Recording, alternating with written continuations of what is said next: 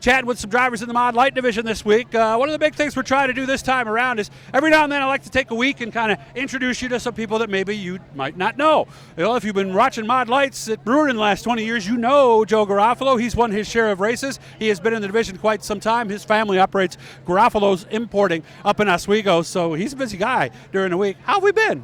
Been pretty good. Been pretty busy. You know, business has been good. So we staying real busy. We got 2 cars, so staying busy in the shop as well. They call Abe Froman the Sausage King of Chicago. They call Joe Garafolo the Sausage King of Oswego. But that is what you guys are known for, That's right? That's what we're known for, yep. That's what we've done since 1962. Wow, okay. My dad had one complaint. He said there wasn't enough fat in there to make his sausage gravy. Yep. So make some extra fatty for him, and I'll come up I can do that. I'll grab that. Yeah, he used the cuts he normally doesn't put in and put them in there. Right. How we doing on the track? Been okay. Okay, that's all? Just okay. I got a new car this year that I built and then running, so working some bugs out and really learning what it likes to do and the changes that I've made and how it's reacting. Started off pretty good, and then I had to play with it a little too much, I think. So we're back to square one with it, and went out for high laps and felt pretty good again. All right, we're going to correct something. See, the sun's come out. Yep. Grab the mic stand and go just a little bit to your. There you go. All right, that's good. Anywhere over there is All fine. right. So, we reacted there, and we were able to fix that up. So, what did I hear? You changed something engine or throttle related or something that was a problem? That was in Clayt's car. We had some issues with idling. It would kind of just shut right off, so we just had to kind of mess around with that a little bit.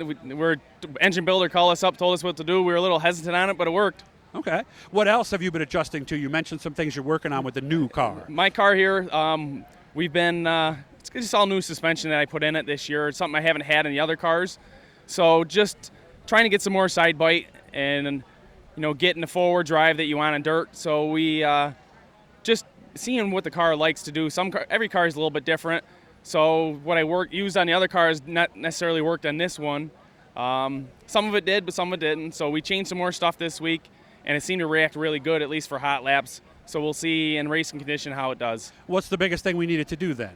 Well, I think I had some of the front end geometry a little bit off. I adjusted that so that I think it may have been unloading the left rear too fast. Okay. And what happens? Well, let's go back. What do you mean, unloading the left rear? It's just taking the weight off of the left rear, so I'm not getting the drive through the middle and off. Okay. So, when you stand on the gas, the car should ideally straighten itself out with the throttle for the most part, and it's just been getting real loose on me. Is that a weight issue, or is? It was more of a setup issue, I think. Just trying a lot of things. Well, the right front, where everything you do there affects the left rear, right? Correct. Yep. Okay. Do we scale these cars? Oh, we scale them. Yep. Okay. We scale them every week or every couple of weeks. We have reference points to where when the cars were good, we write everything down. Okay. So where do we think we are now? How close are we? I think I'm getting closer. Clayt's car, we're right on the money right now. Okay. We're just a turn here, turn there for him winning. He's won 3 or 4 races already this year with it. Okay. So we're good on his car. My car, we're still catching up on, just getting it to where it was a top 5 car, and I was trying to make it to a front-running car, and I went backwards a little bit. So hopefully work back inside the top 5 to top 3 to eventually winning here. This is what makes this fun to some degree, though, isn't it? For me, yeah. I've been doing it for a long time. I've got a lot of wins. I think the technical aspect of it, I've grown to enjoy almost as much as driving. Yeah, and let's be honest, if people think they're dumb people in racing, they couldn't be more wrong, could they? Especially in today's racing world. No, right. It couldn't be any more different. I'm like a math major. That's what I do. I like math almost to the point where it ruins it for me because I overthink it. Yep. Because everything's a formula in my brain and everything comes down to numbers. That's how my brain works. They had a meme a little while ago, ADHD. Did you see that one? Yeah, where I'm doing math in my head all day. Is that you? When I cut cold cuts or do anything, I count how many times I slice stuff, and I don't even know I'm doing it. I just do, and when I cut strokes, I don't even realize I'm doing it. Yeah, I'm halfway to a half pound, something like that. Right? Yep, I already know how. I'm like, well, I'm at 10, 10 more to go, or Yeah, and when I was on the racetrack, I used to do the same thing. I'm a third of the way there. I'm a half of the way. Do you do that too? I think, yeah, my brain just always is working. And in the car, I think I'm working to try. I'm already thinking of what I can do better. Yeah. So sometimes at work, your mind gets away from you, doesn't it?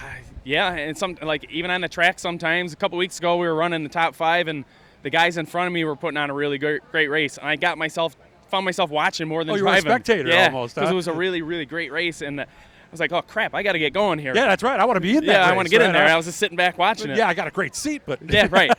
I want to be in the show, not watching it. So. Sometimes I just get away from it. Yeah, and I can see how that could happen. Or you focus on something going on in front. Gee, he's what did you call it again with the left rear? Unloading it? Yeah, unloading it, yep. Yeah, so you even notice little things like that sometimes, right? Right. And you can pick out some stuff that you see in the other cars doing. You're like, that's what that car's doing. We'll see if we can get it to work in mine.